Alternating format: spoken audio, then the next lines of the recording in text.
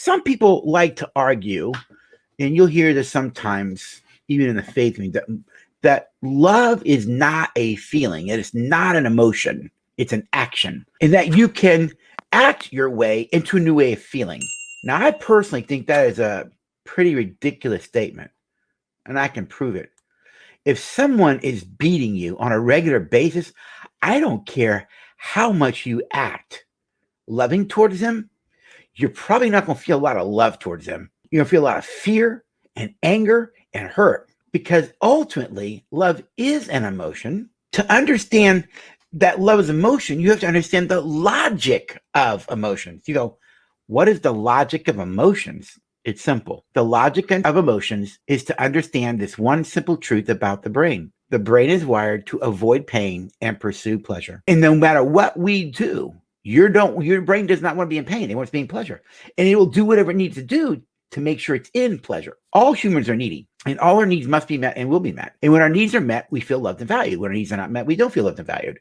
And a lot of things that people do are it's ways of trying to feel loved. But what you're doing isn't going to get you feeling loved, all right? We'll use the idea of appetite first, all right? Humans have a need for appetite. It's a biological need. Must be met, will be met, no matter what. It has to be met. If it's not met, long-term, you're going to die, all right? Think about needs, though. When needs aren't met, something dies. So let's go back to the idea of the need for appetite. If a person hasn't eaten in 5 days, need for appetite, and I give them a bunch of hamburgers, would the hamburgers satisfy an unmet need for appetite? And the obvious answer is yes, it will. Kind of a 1,000-foot view, It works kind of like this. The moment a person takes the first bite into a hamburger, the brain goes, oh, you're eating something. And the brain releases a neurochemical called dopamine. Say that with me, dopamine. Dopamine is a neurochemical that when it is released is a mood shift into pleasure. It's like your brain, you take the first bite and your brain goes, oh, you're eating something. Releases a dopamine, your mood shift in pleasure. You finish all the hamburgers, you're no longer hungry. You moved out of pain into pleasure. It's also true that if I was to give you, rather than hamburgers, if I gave you much of rat poison to satisfy the unmet need for appetite, the question is, would rat poison satisfy an unmet need for appetite? And the answer is yes, it would. Same thing. Take the first bite into rat poison, brain goes, oh, you're eating something. The brain releases dopamine no matter what. So you have mood shift into pleasure. Eat all the rat poison, you're no longer hungry. Even rat poison will satisfy an unmet need for appetite. The problem, though, is with the rat poison, because though the rat poison will satisfy an unmet need for appetite, the rat poison is also going to create more pain. What does pain do? It pursues pleasure. Avoids pain, pursues pleasure. That's what the brain does. So now you have more pain from the rat poison. What does your brain do? Pain pursues pleasure. So what do?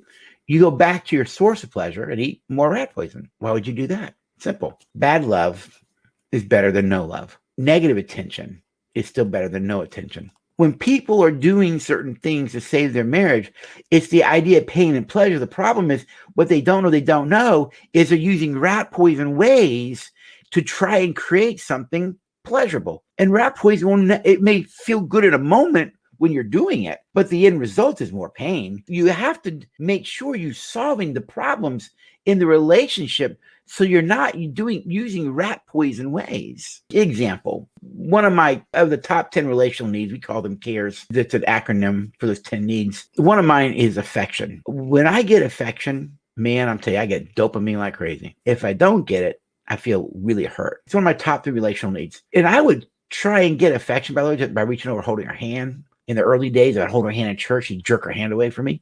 And the moment she jerked her hand away from me, pull her hand back, I copped an attitude. The instant message to my brain, you don't love me.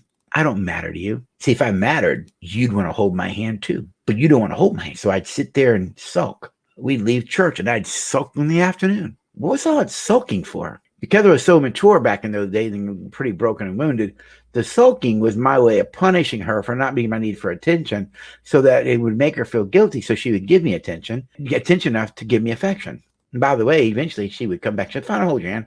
I don't want to hold your hand now. Why? Because down in my gut, I knew I took it from her. You see, the relational needs can only be given to you. But a lot of times we go and we do things to take them or punish our partner for not meeting our needs, thinking that if we do this, that somehow they'll want to meet the need and do it and will feel the pleasure. And the reality is you don't feel the pleasure. You feel more pain. They're more angry at you. They're feeling manipulated. They're feeling controlled. All right, whatever it is, it will never really work. You have to save your marriage in a way that creates pleasure, not pain. And I get that people do crazy stuff and attempt to save their marriage. They're just doing what their brain knows to do. It's like you're operating out of fear. Had a lady refer to me quite a long time ago. She was going to a church-based counseling center that does this a form of counseling that's very anti-psychology, all Bible. And I'm not here to diss it. I'm just not a part of that group. And they've been in counseling with this lady counselor for a year. This woman that had come to see me had been in counseling for a year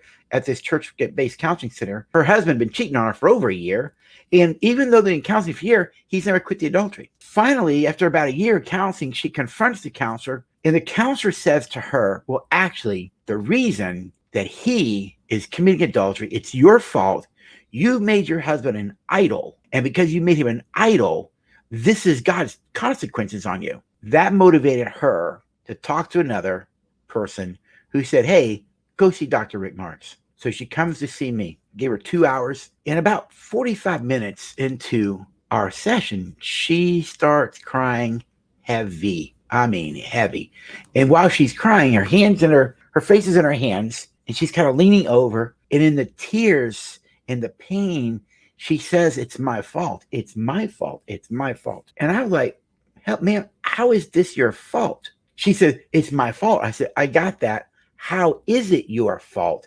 And she said to me, my counselor told me, it's because I made my husband an idol. This is a consequence for that. Boy, was I ever angry. And so I had to take a deep breath, and she's sobbing.